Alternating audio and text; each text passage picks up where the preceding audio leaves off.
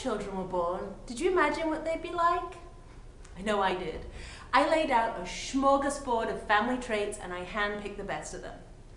My son, Valentino, he was going to be named for my husband's favorite uncle, and he'd be a chip off the old block.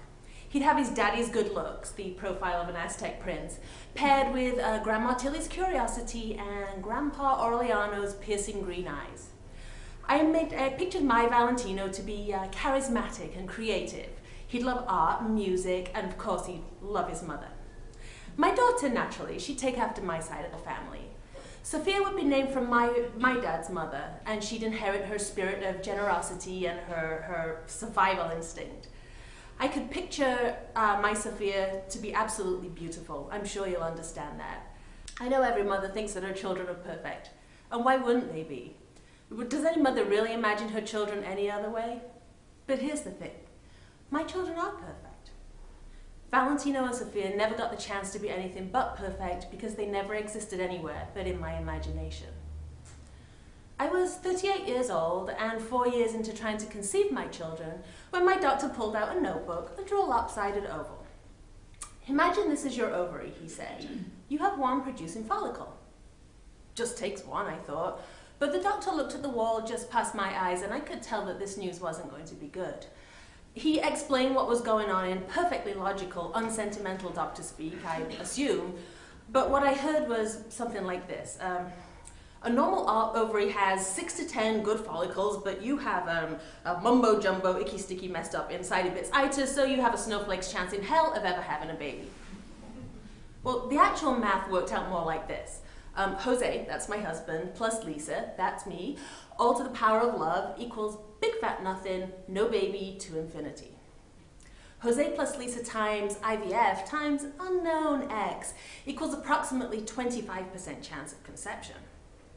Jose plus egg donor minus Lisa minus love all to the power of voodoo times big bucks squared equals 50-50 shot.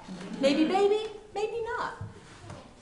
Well, I can't go on from this particular part of the story without telling you that up until this point, IVF had been sold to us as some kind of silver bullet, with glossy brochures showing healthy bouncing babies and glowing parents.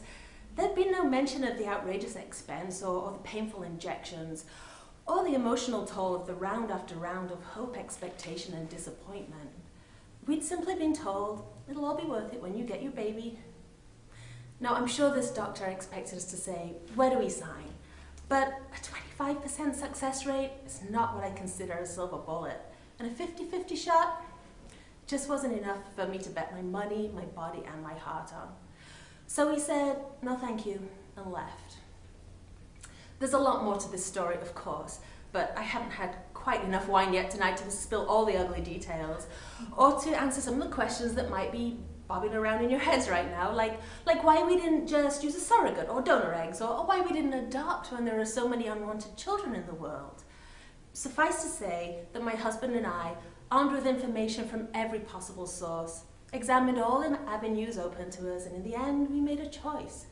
And we started trying to figure out how to make a life for ourselves that wouldn't include Valentino and Sophia. It's been a long road of acceptance, filled with a lot of tears and much stomping around being pissed off at the world. And yeah, I'll admit it, a fair bit of glaring at parents who don't fully appreciate the children they've been given. But you know what? I'm doing all right at this childless thing now. For example, it's been years since I've been to a baby shower. In fact, the last one I went to was for a little boy who's now in school.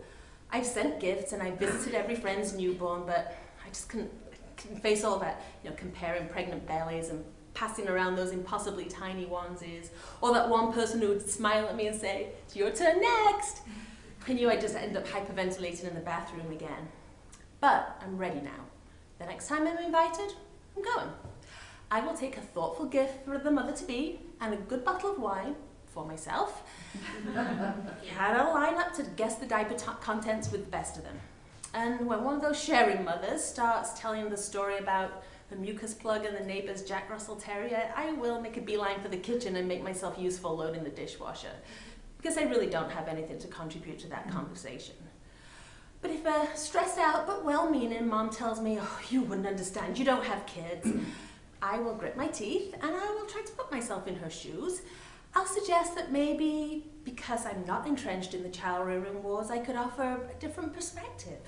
Or maybe that my 4 decades of preparing for my own children just might give me some right to an opinion.